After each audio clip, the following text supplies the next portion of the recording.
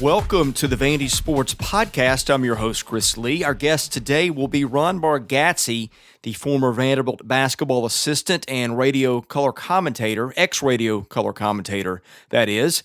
We thank our presenting sponsor, Wellspire, Nashville's Learning and Development Center. Wellspire offers personal and professional development opportunities in a beautiful facility in the Gulch neighborhood. Stop by for an event with world-renowned speakers or host an off-site event that will wow your team or your clients.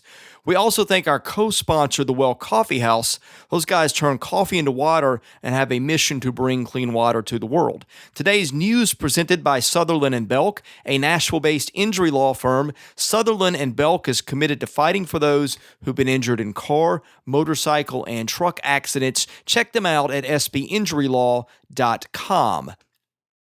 Vanderbilt has launched a new ticket initiative titled Seats for Soldiers. You can purchase tickets and have them donated to local military members. For every 4 seats purchased, Vanderbilt will donate a limited edition Vanderbilt military-themed baseball hat. Tickets are only $10 each, and all donations are tax deductible. Please contact Tyler Shaker at 615-875-9176 or Tyler_S_Shaker at vanderbilt.edu. Our guest line today brought to you by Boll & Branch, started by Vanderbilt graduates Scott and Missy Tannen. I've slept on Boll & Branch sheets for years. They are just fantastic. I didn't have any idea how much I could like good sheets until I got Boll & Branch sheets.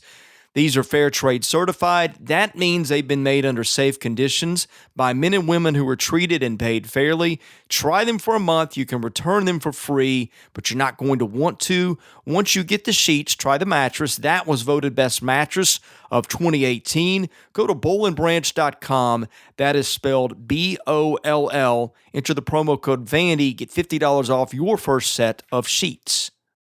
Our guest today is Ron Bargatze. He, of course, a longtime personality involved with Vanderbilt basketball. He's been an assistant. He has been a radio color commentator.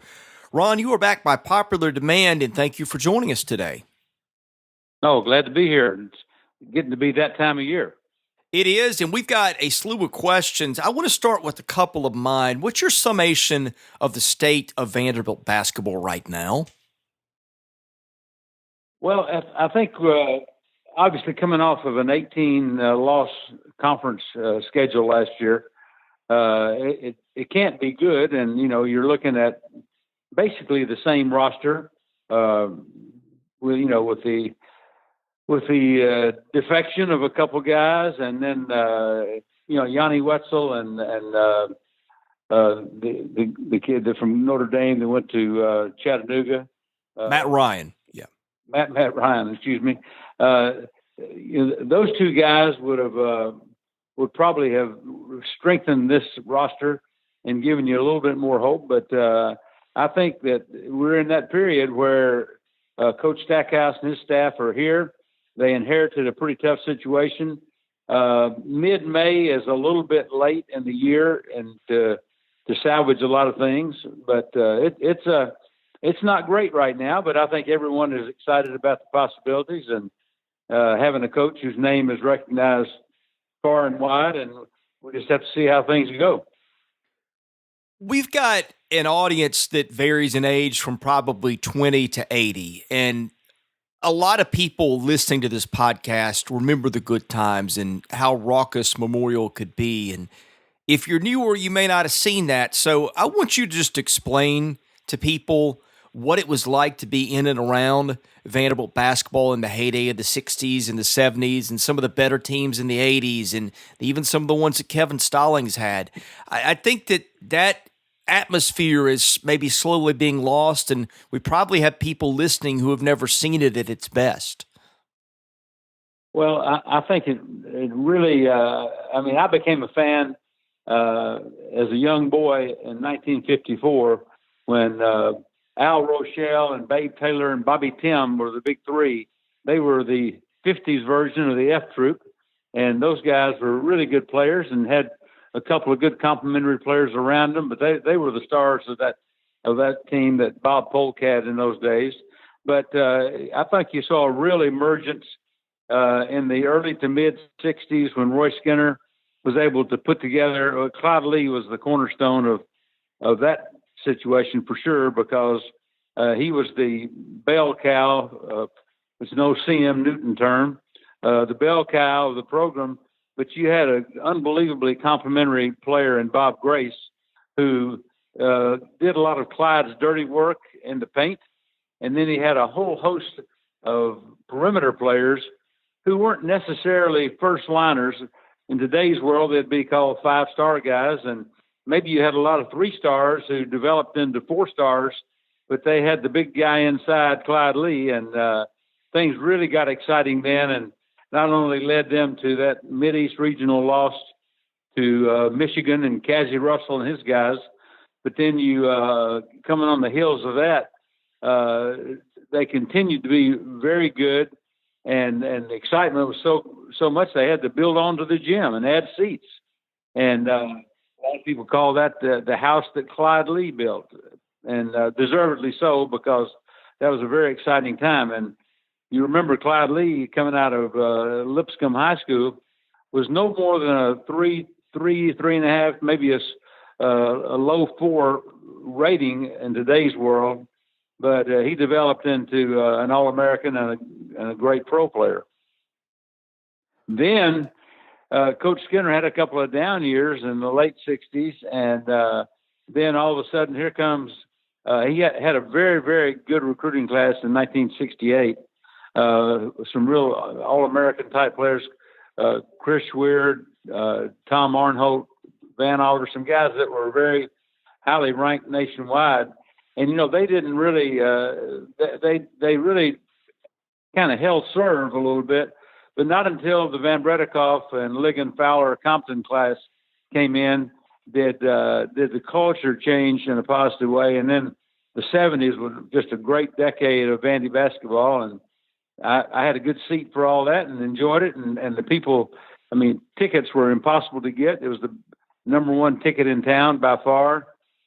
No pro sports in town at that time. And so getting Vandy basketball tickets were really big. I can't even tell you how many times I was offered some kind of incentive to try to get people seats. And, of course, I didn't have any control of that as a coach. The coach didn't have it. He didn't have a key to the ticket office, so that was run by pretty tightly. And but it was a hard ticket to get. And then if we want to continue the kind of the summation of things in the late 60s, late 70s, a really nice little run there with Charles Davis and Tommy Springer and Mark Elliott and that class that lost one of its best players after 1 year, Greg Fuller, who was a really, really good player and never got to finish his career there. And but that was a strong through the 70s. The class of Compton, Van Bredikoff, Ligon, and Fowler kind of was the first blow, and then you got the F troop 2 years later, and then 2 years after that you got the Springer, Davis, Fuller, Elliott, those guys. And ironically, all 5 of those guys were Tennessee players. But if you look back over Vanderbilt basketball history, even on into the C.M. Newton years and to the Eddie Fogler years and the Kevin Stallings years, you see that every successful Vanderbilt run of teams, when you have those 2 and 3 year periods where you're on top and then you reload, all of those teams had a strong local presence. When I say local, I mean Tennessee, particularly Western Kentucky. Vandy's feasted on many, many really good players from the western half of Kentucky, who Kentucky didn't want, and they were again, if you want it in today's terminology, they were a lot of 3-stars in there that became great players and had tremendous SEC success. And then you had John Jenkins, of course, and he was joined by some guys from far away on his teams. But and then Luke Cornett, even late in Kevin Stallings' time, there was kind of a semi. He was an alumnus of the son of Frank Cornett, who came in 88 and 89 and 88. He was a great second fiddle player, but a really good one behind Will Perdue. and then really became a very, very good player in '89. So that's a Cliff Notes version of a history of Vandy basketball. We've got about 35 minutes left. I'm going to go ahead and get to the mailbag because we've got over a dozen questions. I don't want to get to as many of these as we can, if that's cool with you. Sure. Okay, our mailbag is sponsored by Vanderbilt fan and independent insurance agent Josh Minton of Brentwood. Are you in the market for auto, motorcycle, home, renters, or landlord insurance? What about life or commercial insurance? You can call Josh for all those things. His number is 615-933-1979. Email him at josh@hqinsurance.com. Follow him on Facebook at facebook.com/JD Minton HQ. He is my insurance agent. I hope you'll make him yours as well. And don't forget to contact Josh about Camp Horizon, which is a camp he helps with for kids with cancer. It's a great thing that they do, and Josh is looking for sponsors for that. So I hope some of you will reach out and contact him regarding that as well. Raiders 1967 says, on the last podcast we taped, that was just before Bryce Drew was terminated. Can you share your thoughts on that termination? Well, that's a very interesting question. I think any coach who is not maybe having the success he expected in a year, or things didn't go well, the worst thing you want to have happen as a coach is to have a new regime come in. And when Malcolm Turner came in, he begins to paint his own picture as the athletic director. And it was probably not a hard decision for him to make, to look at a team that did not win a game in the league and say, this could be a time for a change. And obviously, Vandy fans got really tired of hearing this, but Eddie Fogler said this, and before I go any further, when I was given that little resume of Vandy basketball history, the Fogler years should never be left out in any form or fashion, because in 1993, I don't think that anyone felt like Vandy basketball could be in better hands than they were at that time, but that's another whole subject we'll come back to. Malcolm Turner made a change. Made it early. I think he understood and understands the importance of Vandy basketball in the scheme of things. What Tim Corbin has done in baseball is an unbelievable model for any Vanderbilt athletic teams, because he gets the very most out of his scholarships. He gets the very best players in the country. It's just a unbelievable thing that he's done. Tim Corbin, I'm talking about, and what he's done at Vandy in, I guess, 13 or so years, 17 years maybe. But he really gets it, and he understands how you do it. He's always mixed a bag of great players from around the country with some great local talent, and has really taken the Vanderbilt recruiting base throughout the country. But when Bryce Drew was terminated, I think it surprised everyone. Having lost Darius Garland, just think about what Vandy basketball fans were thinking 1 year ago today. Darius Garland in the fold, arguably the most sought-after player Vandy ever recruited, and how important he was to the team. And I remember talking to Eddie Fogler one day, not too long after Darius got hurt, and he said no player in the country going down could have possibly affected their team in a negative way more than Darius Garland did. We even saw Zion Williamson last year go down, and their team obviously were not as good, but they had enough talent around them they could be pretty strong and win a lot of basketball games. Not the case with Darius Garland, because he was the trigger man, the guy who set things in motion. And as Bryce Drew told me one time, he said, when you get down inside single digits on the shot clock and put the ball in Darius Garland's hands, something good is probably going to happen. Without him, you get down to single digits and it's panic time. Who's going to step up and make something good happen? So the firing of Bryce Drew was a little bit of a shock, but we also were very shocked by looking at the standings and the record and having all those losses in the conference. Dor King wants to know your opinion of the new staff and your expectations for this basketball season. Well, it's the biggest staff I've ever heard of in college basketball. You're generally used to having in today's world, 6 to 8 guys. You have a few helper worker bees that are in there doing things, but this is a huge staff. Jerry Stackhouse has got a name that's recognized far and wide. But when I look at this roster, I don't see a lot of points. I think Saban Lee and Neesmith, you could maybe on an optimistic day, you could say they might get you 32, 34 points in a game, but where are the other points going to come? And in this league with athleticism like it is and the shot clock, you need 70 points or more to win. And I don't know where those points are coming from. So that's not to say anything is going to be negative about the long term of Vandy basketball. But this year, if this staff can carve out 5 or 6 conference wins out of it with this staff, with this team, they've done a phenomenal job.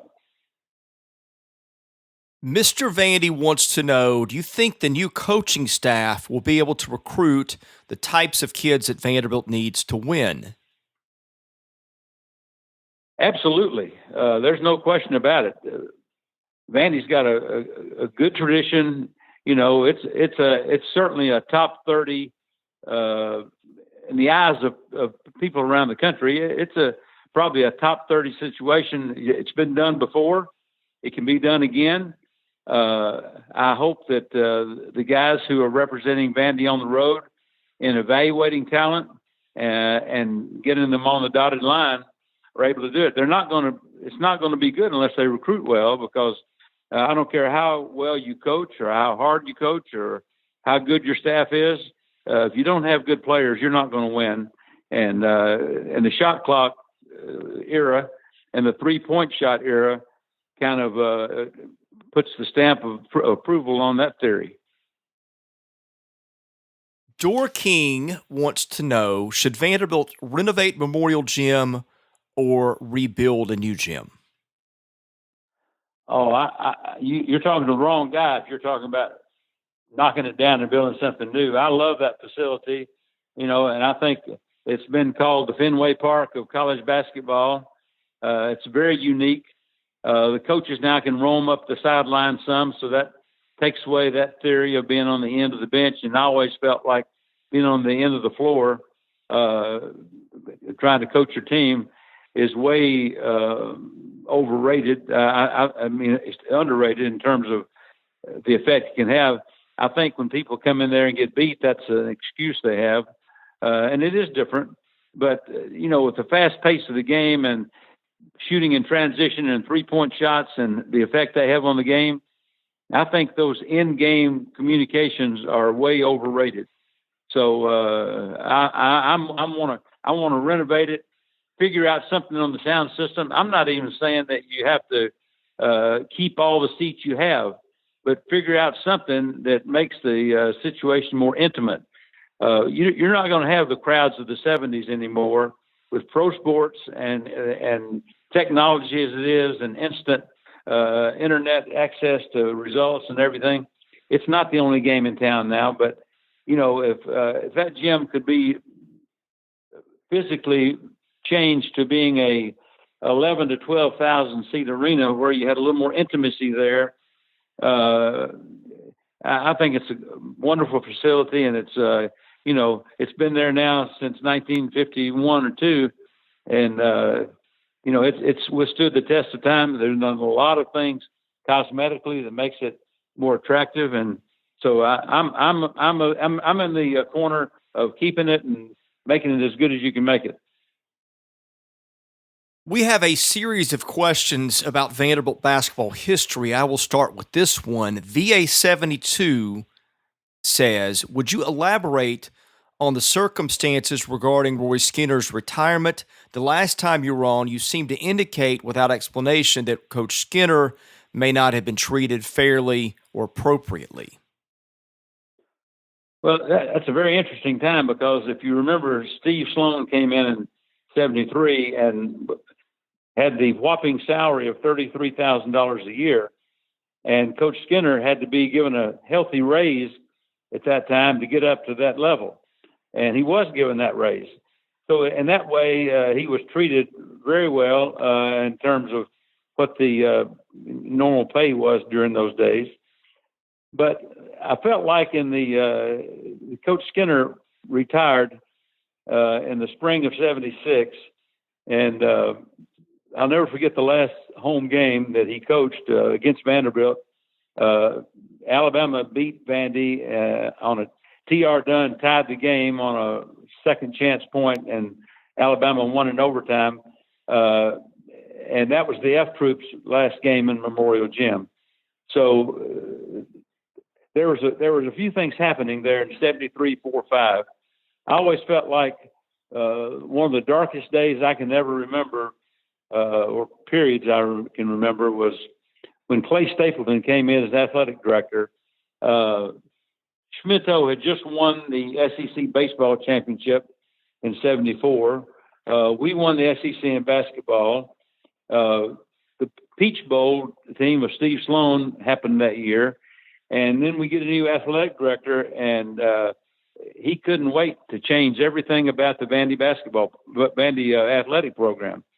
You can't believe the behind-the-scenes things he made people do and asked them to do.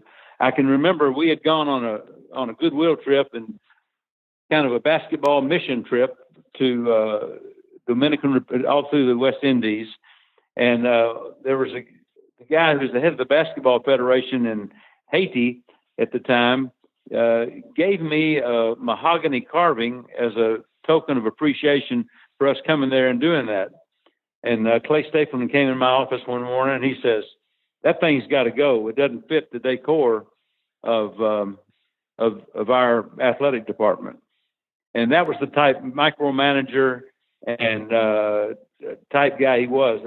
I always felt like that when Clay Stapleton came here as athletic director, and the fiasco that Paul Houlihan was involved in, and letting Eddie Fogler get away, and some of the issues that Paul had during his stay here, I thought those were the two darkest days from the administrative side of things. But I think that the Stapleton era and the way it related to Coach Skinner and the physicality of the game of basketball, Coach Skinner hated the bruisers being able to have their way in the paint, and where no fouls were called, and in his opinion, and the game just changed in a negative way. And I think he saw a time that this is my time to go.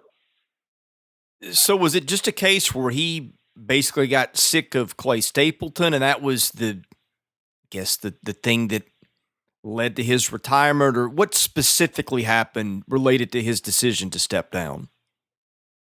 And that's a good question, because we had signed a really good class. I don't think people realize how good a class that Springer, Elliott, and Davis were. If you get three guys in one class who are that good of players, there's a lot of hope for the future. And looking back a couple years before that, in the F Troop class, we barely missed out on Alvin Adams from Oklahoma City, who was a great college player at Oklahoma and in the pros too. But I think Coach Skinner knew we had a good class coming in, but it was the end of the F Troop era, which was a great time for Vandy basketball, not only in how good of players those guys were, but the kind of people they were, and how they represented Vanderbilt in every way. But I think just a combination of things. And Coach Skinner had 6 kids, and he had some, family issues during that period. And so I think it was just a time that he felt like it was his time to go. I look back over the history of Vanderbilt sports and I hear stories like that. I You hear all kinds of stories about Paul Houlihan and how inept he was. You look at Vanderbilt basically in a lot of ways just mailing it in on athletic commitment after the Brandon Vanderberg incident, which I think now is obviously changing. Other than Tim Corbin being able to do his own thing, just Vanderbilt at a time with record revenues and schools across the conference just going all in on basketball and football just sat on its hands. I am amazed at times that Vanderbilt has had as much success as it's had with the incompetence and the indifference or the hostility or whatever you want to say about its institutional approach to athletics over the years. But when I was with Jerry Stackhouse last week, he said something interesting. He said Vanderbilt wanted to see what its ceiling was, and that's why it hired Malcolm Turner. And he meant ceiling in terms of athletics. And I thought that's a great way to put it. And I would be interested too. It just sounds to me like for once, maybe for the first time in my life, they're putting aside some of the silliness and the stupidity and the laziness and really trying to build something. And I just thought that quote not only summed it up in terms of where they could be going, but just every time I hear you or other people tell a story about some of the nonsense that went on, it just amazes me how some coaches were able to have success in spite of Vanderbilt. And I always wonder what could that have been with some competent leadership? That's a great question. And first, let me give you a quote by one of Vanderbilt's newest employees. That's Malcolm Turner's assistant, Tommy Smith, who is an unbelievable guy. He's done so many things, and he always does them well. He understands people, and he's a great hire by Malcolm Turner. And they work together in the NBA, the G League, and whatever. But Tommy said it best. When Malcolm and he were talking about Vanderbilt, Tommy said, "It's the best school in the best city in the best conference. What more can you ask for?" That's about as succinct as you can say it, and I think it's right on, or spot on. So I think Malcolm is going to have the opportunity to paint his own picture. It all boils down to the people he hires and the success they have. And of course, what a guy to get when you come in a new job. You have Tim Corbin, who is, setting concrete in terms of being the premier baseball program in the country. They were in the final game 3 of the last 6 years and won 2 national championships. And, why not take the Tim Corbin model and try to, redo it in every sport? You never know. It's kind of like that violin, that's sitting there with dust on it. And not until the master can play it does it sound the way it ought to say. How many Tim Corbins are out there? And is Derek Mason and Jerry Stackhouse, can they be Tim Corbins? I would certainly say possibly. It depends on, their body of work.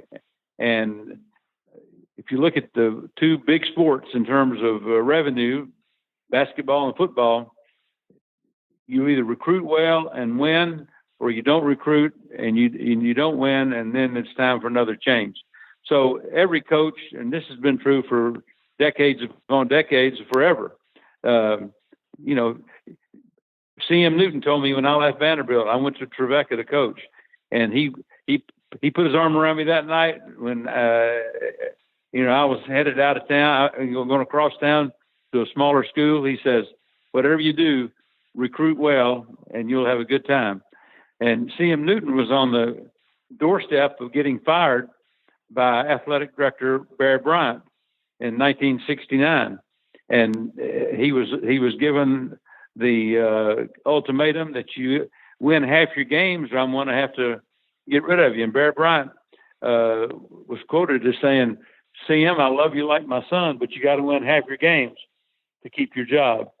And if you look back, that's exactly what he did in the 69-70 season. And then he started recruiting really, really good African-American athletes and took that program to great heights. And, of course, did a wonderful job at Vanderbilt, bringing some, sanity to a situation that had developed that ended in the Richard Schmidt years. So it's pretty simple. Good people represent the school well, recruit well, coach them up, and you have success. If you don't do any of those things well, then you're probably not going to succeed. Billy Ray Valentine says, please recount the Kirk Haston recruiting debacle and why didn't Vanderbilt take him? Well, it boiled down to an opinion. I've told this story many times. I guess the statute of limitations is gone, but I was going down to. We were recruiting several players, and I'd gone back to Vandy and was on the staff there, and Jan Van Bredikoff and I were going to go down and see Kirk Haston, and something came up, and Jan didn't go. And so I went there, and it was kind of a festive event. There were about 20 people there. Patty Haston, Kirk's mom, who, by the way, tragically died in a tornado several years back while Kirk was, playing in Indiana, in a terrible incident. But Patty and Patty is the daughter of Hoyt Kirk, who Kirk Haston is named after. Is one of the most brilliant and honorable people I've ever known, not only in sports but in life itself. He was a coach at Freed Hardman, a great athlete himself, and has always been a great influence in Kirk's life. But Hoyt Kirk was there, and his grandmother, and Bruce Slatton, his coach, and a few selected invitees. And so Patty had made a huge barbecue dinner, and we all just had a good time. And it got down to the point where in their den, they made a circle. There was a big circle, and Kirk and I were visiting, across that room from each other. And it's almost like that you were doing a Broadway play on Recruiting 101. Because Kirk had the questions and I was there to answer them, and somewhere through that meeting, Kirk says, "I want to go to Vandy." And Jan had seen Kirk play in a couple of the recruiting camps in the summer, and I got back to the interstate where I got cell phone coverage and called Jan and told him that Kirk wanted to come, and he said, "I think we've got to do better." So we missed out on several players we were recruiting that probably were a little better than Kirk at that time, a little more polished as a player. But Kirk was a valedictorian of his class. He could run the floor. He could shoot. He was Clyde Lee reincarnated, to be honest with you, except he probably a little bit better shooter. Maybe not quite as good a rebounder, but a better shooter. But overall, the Kirk Haston package was not unlike the Clyde Lee package in terms of size and ability, and he was just scratching the surface on his athletic ability. And it really began to come into his own as a player. And so when I called Jan and told him, and then he said we need to get a better player than Kirk, then that was a very difficult situation for me being personally. Because after recruiting Mike Rhodes and trying to recruit his older brother, Dave Rhodes, when I was coaching at Tennessee Tech, I had a lot of friends in that town. And so it was a very difficult situation for me personally. But he wanted to come. He didn't. We missed out on several players, and the replacement for that scholarship was Darius Coulibaly. Wow. Let's see. Next one from BuzzMade. Was Bill Laimbeer ever close to picking Vanderbilt over Notre Dame? Yeah, great question. I was involved in the attempted recruiting of Bill Laimbeer. Saw him play a couple times. I don't think we ever really I think that Notre Dame had the trump card ready to play it when they needed to. But yeah, his dad worked for Owens Corning. He was a feisty guy for a big guy. Most big guys, I'd say a high percent, 70% maybe, big guys do not have that gritty kind of personality. Of course, after he played for the Pistons, we learned just how gritty Bill Laimbeer was. But I'd say that we were probably in his top 5, but did not make the cut. Let's see, this one from Memorial Magic. Talk a bit about Barry Goheen. Have you ever seen another player as clutch as he was? If you had to rank his heroics, which performance stands out as best? Well, if you look back and say who made the most game-winning shots at Vanderbilt, there are some great players that you got to consider, but Barry Goheen is in that number one position. He was he's one of those guys from Marshall County, Kentucky, who Kentucky didn't want, was not recruited heavily. Probably Murray State would be the biggest competition to get Barry, but Barry is an attorney now and very, very unflappable player. We remember him stepping behind the line and shooting sometime when only needed 2. He wanted to go for 3. A 2 would tie it, but he decided to step behind the line and make a 3 to win the game, which he did. And that's the kind of guy he was. He's smart, calculating, great shooter, very kind of an unconventional shot. Not too unlike Shane Foster's shot, kind of where he kind of gets it back over his shoulder a little bit. But when the ball came out of Barry Goheen's hand, you expected it to go in every time. And then you had Scott Brown and Barry Booker in that same era that you also felt that about it. And my old buddy Charlie Mack Alexander gave them the name the Bomb Squad, and it really stuck. And people really had to be leery of that because this kind of newfangled thing called a 3-point shot was really making waves during that time, during the late 80s. Yeah, you talk about Goheen backing out from a 2 and shooting a 3. As I remember, he did that to beat Georgia in his senior year. He had a layup basically he could have taken and took a left turn and got to the corner just in time to launch a 3. So he figured, I'll just win it there rather than tie it and go to overtime. And he also hit a 3, I think, behind half court in the first half of that game. It was just a crazy performance. Yeah, those are things legends are made of there. And Barry Goheen is certainly a legendary Vandy player because that little team right there, those guys we've already just mentioned, and put Will Perdue and Frank Cornett in the middle, and you've got a team to remember for a long time, and they were certainly a legendary Vandy team.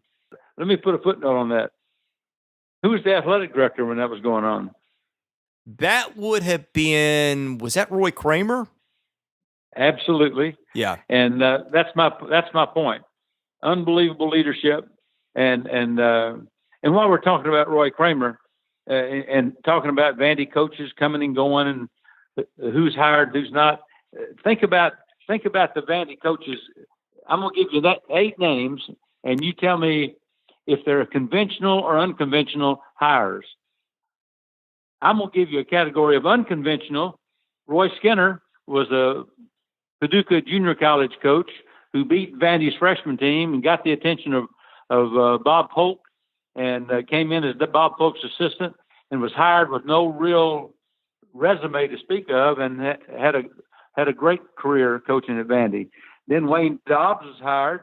Wayne Dobbs had been fired from Belmont and George Washington, came in at Vandy and was an assistant coach and was hired, and that was very unconventional. In 1979, Richard Schmidt was hired by Roy Kramer in a very unconventional move, and it probably set the stage for C.M. Newton to come back to Vandy because the disaster of Richard Schmidt and the town and country thing with Mike Rhodes and Charles Davis and all that, pretty unconventional. And then Jerry Stackhouse, having not coached in college before, is a pretty unconventional hire. Now, I think that Coach Skinner had huge success. Wayne Dobbs had that good team in '78, that was in contention for a lot of the year and was named SEC Coach of the Year by one of the early polls. They kind of flamed out at the end of the year, and then he lost his job. So I think Jerry Stackhouse fits into the unconventional hire category. And then you look at the conventional hires, which would be Eddie Fogler, great success at Wichita State. Roy Kramer did a nice job of hiring him.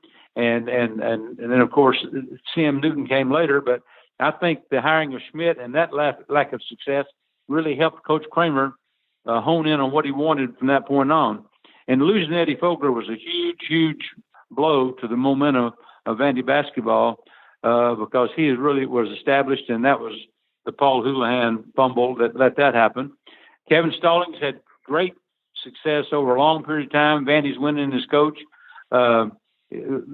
Took his lesser team sometime and accomplished more with them.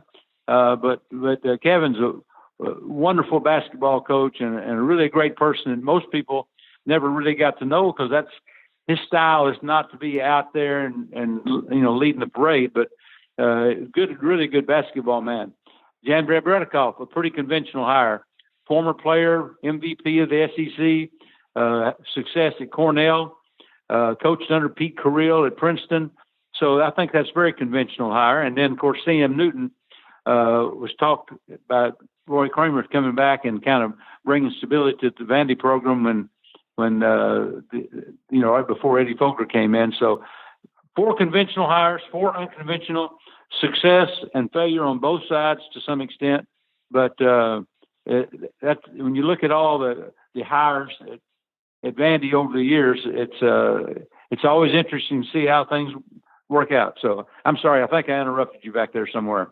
No, that's okay. I'm glad you did. That was a really interesting take you just had. And I got a couple of follow-ups. We'll have to go in just a second, and maybe we can finish some of these other questions at another time. But if you follow Vanderbilt, it's just littered with a bunch of what-ifs. And the two that I'm thinking of as we're going through this is, what if Wayne Dobbs never gets in his own way, so to speak, in losing his job? You know the story on that. We won't get into that. And then, of course, if Vanderbilt had the brains to hold on to Eddie Fogler, I just keep thinking history might have been much different. Of course, the Fogler one more obvious, but the one with Dobbs, too, like you said, he'd been SEC Coach of the Year that year, right before he was let go. How do you think history would have changed had those two guys stayed on beyond past when they left? Well, that would be pure speculation. We'll never know the answer to that for sure. But I'll tell you, probably, if you look back in time, in 1979 was probably the biggest what if of all, because the two final candidates for the Vandy coaching job was the man who got it, Richard Schmidt, who was an assistant at Virginia, after having gone there with Jeff Lamp and Lee Raker, his 2 stars at Ballard High School in Louisville, and kind of went as a package deal. And after 2 years at Virginia, was hired at Vandy, and we know how that thing went. But the other finalist for that job in '79 was Mike Krzyzewski. And so that probably would have made an impact on where we are today. The Fogler one, I really think that if Vanderbilt had the brains to keep him and just use a little bit of common sense, that, boy, I have to think history would have turned out better. I just think that was a great situation for him with the kinds of kids that he recruited. And while he did some great things at South Carolina, his success was intermittent. I'd have to think that if he had stayed at Vanderbilt, I think the rest of the decade of the 90s might have looked much different. Well, it probably would. And but when Kevin came in, he started having a lot of success there. We don't know if Kevin or Eddie would have had the most success or not, because heck, I mean, there were a couple years in there when I don't think Vandy basketball could have been any more exciting than some of Kevin Stallings' teams. But in this era, back in the late 90s and early 2000s, when coaching salaries started escalating, and the pressure increased on all coaches and all athletic directors. And even today, some of these numbers out there now that coaches are making and what they're worth to their university and in football and basketball, it's a different world now. And the leash is much shorter. The demands are much higher. And I think that 5 and 6 years to get your program built, to move, to maintain your job or move on to a bigger job, those days are gone. And it's, get it done now because the shot clock is running. Ron, thank you so much for joining us today. This has been a very interesting episode. I'm sorry we could not get to all of our questions, but maybe we will have a follow-up again soon. Thank you so much for joining us, and that was a really enjoyable episode. Thanks, Chris. All right, he's Ron Bargatze, former Vanderbilt color commentator and former Vanderbilt basketball assistant. I'm Chris Lee, the host of the Vandy Sports Podcast. We will try to come with one more of these on Friday, so be listening for that one.